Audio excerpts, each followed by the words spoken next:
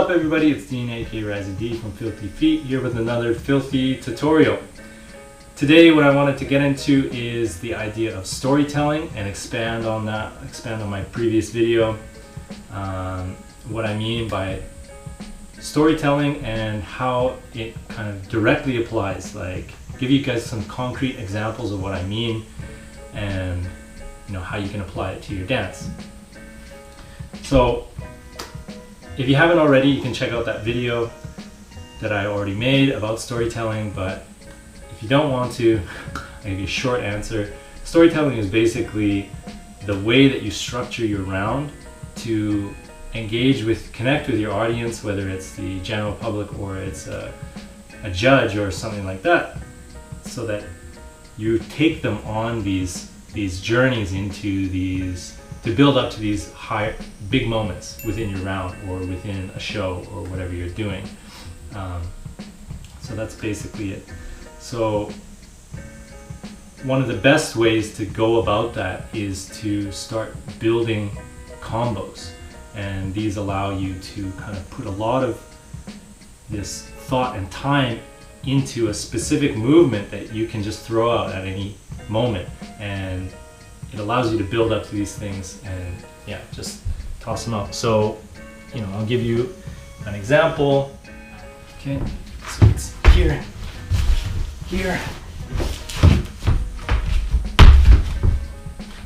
okay, something like that. It doesn't always go like that, but that's how I did it just now. But that's the general idea. So what I'm doing there is it starts from something simple, like this step back, and even something sort of simple from there, this little kind of blender movement, right? A lot of people use that, right? But what it's doing is it's taking a bunch of different moves and piecing them together to build up to this larger moment, which is in my opinion, the cool idea that I do, which is lifting the leg and kind of worming backwards in that position, right? Into this whatever position, here or whatever. But if you take those moves individually, they're kind of like nothing special, but put them together and they start to build up to this moment at the end where you get this worm in an unorthodox position and an unexpected position. So that's the idea, is like piecing these things together individually. They don't really amount to much. And if I had just done that worm in that position, it's maybe a cool idea, but it's because of the stuff that happened before that kind of makes it more interesting. So there's that with building combos, right? And you can check out that video. But the other thing too is, I touched on it at the end there, is like, how you get into these movements is kind of what makes them. It makes them important. So we can go even simpler with just a thread. So we won't do that kind of complex stuff yet. We'll come back to that. But let's look at the idea of just a simple thread. So especially for beginners, I would see this a lot, that they might be doing some basic footwork and then they just kind of sit and then thread, or and then they'll go out of it in whatever way they know. But maybe it's because their vocabulary is really limited and they don't know good ways of getting into it. But what ends up happening is, to someone like me who's been doing it longer, it's really jarring. It looks like they just took these two things and just kind of stuck them together, and there's no flow in between. It's more like they're not stuck together. There's a gap in between of doing this footwork, and then they just sit, and then they do the move, and then get up and go into something else, right? It's really jarring. What you want to do, and this is where the idea of like transitions and the importance of that, and maybe I'll touch on that in another video, but it's the idea of like kind of the in-between. The things that connect these different moves together are so important. And so let's look at the thread. And I've shown this before, but it's something really simple like,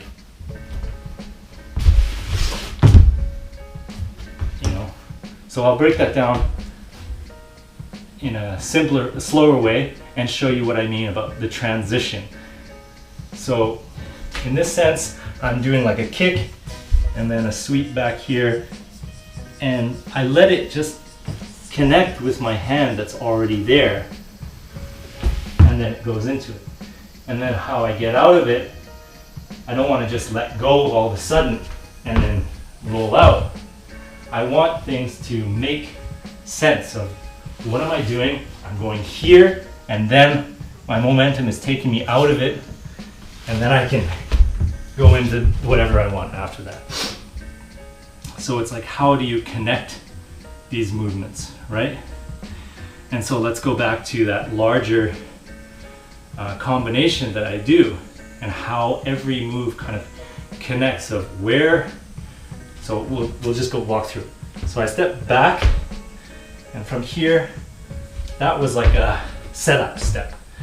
It's setting up something so that I go back and bounce out, right? And then I go into this little blender, and my momentum is taking me here already, and I pick up this foot, it comes around, it continues into this, which continues into this hand, which continues into a thread, which continues into this spider, which continues into another spider, which continues into that worm, right?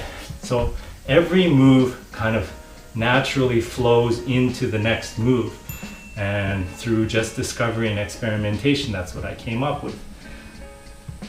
But that's the idea, is that these things have to connect smoothly.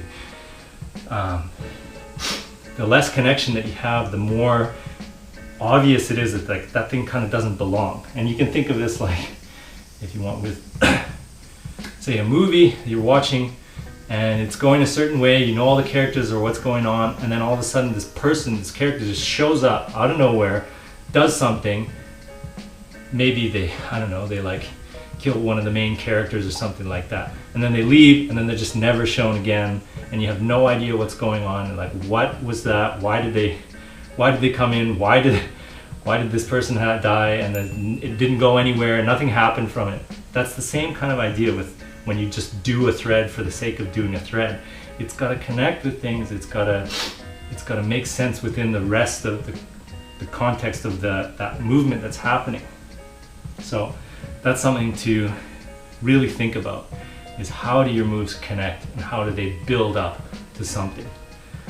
So you do that through combos and through looking at the transitions between each movement. So the next part that I want to talk about is, we just talked about storytelling within the context of a single movement, like a single combination, and how it builds up to a moment. But you know, a breaking round is not just one combo. It's a whole series of movements, right? And so maybe a lot of you have heard this idea of how to structure a round of, there's a beginning, a middle, and end. You top rock, you footwork, and then you freeze. That's a really basic way of doing it. And that right there is a really simple version of storytelling within the context of a full round. So you have your beginning, you top rock, maybe you have a go down, do some footwork, and then you freeze, right? Really simple, really basic. And the freeze is kind of that big moment, right? Now, once you've moved past that beginner's stage, you can start to look at things in a like little mini moments that happen within the round instead of just that simple linear progression to that freeze. So a really good example is having a go down, something that you do kind of in the middle, and it's sort of just, it's not like a really huge holy shit moment, but it's something interesting. And then you have your big finish at the end. So within the context of a full round, what that might look like is, you know, you're top rocking, very simple, whatever. Then you start to do a move. And you might repeat the move to kind of hint at something happening. You're demonstrating a move and build in expectation of, okay, 1, 2, 3. But in this case, we're going 1, 2, and on the third one we drop and do it on the floor. But then we take it that little extra step further of, okay, I know that 1, 2, 3 progression. Okay, they changed it on the third, and then you keep going a little further than what people might expect, which is this same foot CC. And I have more of that combo, but it doesn't matter. You get the idea, right? And that's just your go down. So that's one little moment. And now you chill out and you just freestyle a bit, right? And then you go into your second moment, which is kind of the middle part. And that can be anything you want. You know, it might be, again, I'll give you examples of presenting a move, hinting at a move, and a good way to do this is threes, right? Let's say I present this move, this CC, and then I do it the other side, and then people might be thinking, oh, he's going to do it again. And I do it again. And then I go the opposite direction of where people think I'm going to go. So that's the kind of thing, again, of giving them, making them expect that it's going to go a certain way, and then do the unexpected. Do the opposite of what people would expect you to do. It's a really simple way of playing with people's perceptions, and yeah, that's part of storytelling too. And then you would have something at the end, which is, you know, something a bit crazier. So that might be that movement that I did at the beginning, where, you know, well, okay, I'll do something different because we've already seen that a couple times now. So it might be something like,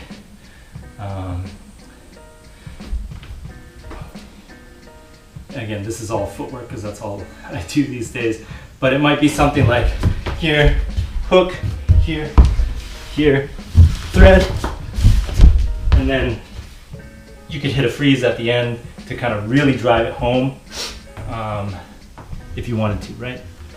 But again, it's that 1, 2, 3, but instead of doing it in the sense of top rock footwork freeze, you're thinking go down, middle movement, and finisher. And so then you build up these, you have more movements that you do that build up to these big moments, build up to this big moment, build up to this last big moment, right? So that's a good way to go about it. Then the next level from there is kind of what I was talking about with presenting people, making people think that it's going to go a certain way, or playing with people's expectations. So a really simple example is those like repeat 3 moves, and on the third one it changes. Another one is, and it's a really simple example, is like you look like you're going to do power and then you go into footwork or something like that. But it doesn't have to be as simple as that. Like I have one that I do where I'm not going to do it because I haven't done flares in a while and my wrist is already kind of hurting. But I usually do one flare this way, a flare this way, and then I set up again for that third one. And maybe people think, oh, I'm going to go into some power combination. And what ends up happening is I go here, and then I never actually go into a flare or a really footwork or anything. And I go here, here, and drop. And continue out of it. So again, it's playing with expectations. And you can do that within the combo, or you can, again, apply this to the whole round, which is, let's say, the expectation is for you to respond with top rock. You come out and you top rock.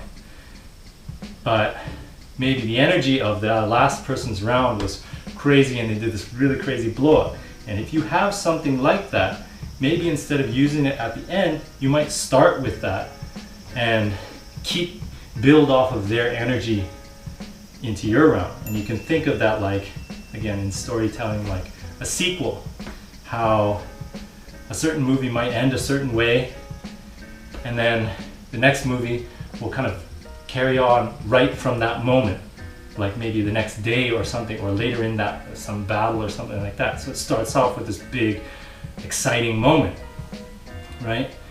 And it's building off of everything that the viewers of the previous movie knew about where it ended, how it ended, and then you're starting here with those expectations already in there in the sequel.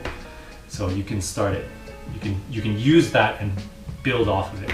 And it's the same thing with breaking, with dancing, is you can build off of the other person's round. So I'm not a really like crazy dynamic person, but a really simple thing that you might do, really basic thinking, is someone does a crazy move, so instead of coming out and top rocking, even if it's really, you know, hard and aggressive, a simpler thing that might carry the same effect is if you can do it, you can just do a flip or something that has an entrance and go straight into footwork. The guy that I used to partner with a lot, Mark Siller, we do a lot of 2-on-2s together, duos, and he was a perfect example of this kind of guy, because he had some flips and he could just do them as a response to someone else's crazy round. I had my own, which is my own version of like blow up or whatever, and breaking this expectation of what I should do is I had a really quick entrance that I could do to follow up a round. If they did something, I could, it's not really much room, but we'll see if it works. I could, it doesn't have the same effect because usually I travel more, but it's the idea, context matters when you do it.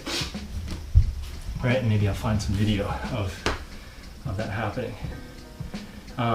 But that's the idea, is how you build off of another person's round. And so that's really kind of a basic idea of how to use storytelling, what it really means within the context of breaking. So to review, it's how you present your movements, your combos, using combos to build up to moments, using combos and paying special attention to the transitions between each movement and how you're presenting that movement. Does it just come out of nowhere? Is it building off of a larger theme or anything like that? Yeah, so how you present the movement. Does it make sense? Why are you doing that? Does it even need to be there? Those are the kinds of things that you should think about when you're kind of building these combinations. And then you can start to think of storytelling within the context of not just combos and building that to a moment within the combo, but in a full round of beginning, middle, and end. And how you go about that.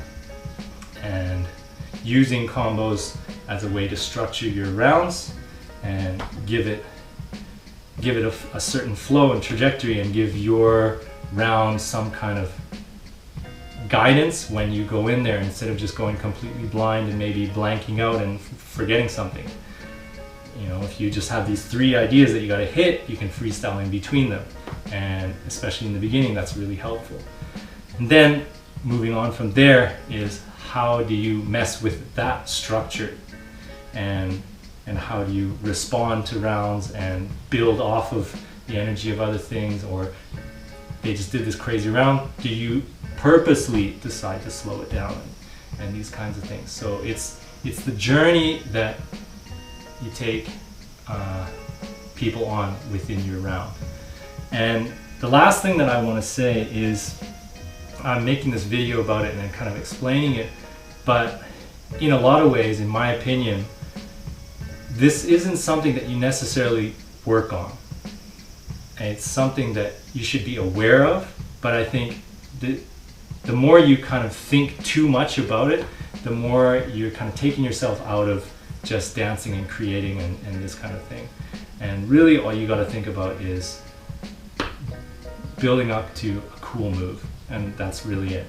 And then that's really all we're trying to do with this dance, is just do cool stuff and do interesting stuff and create interesting things.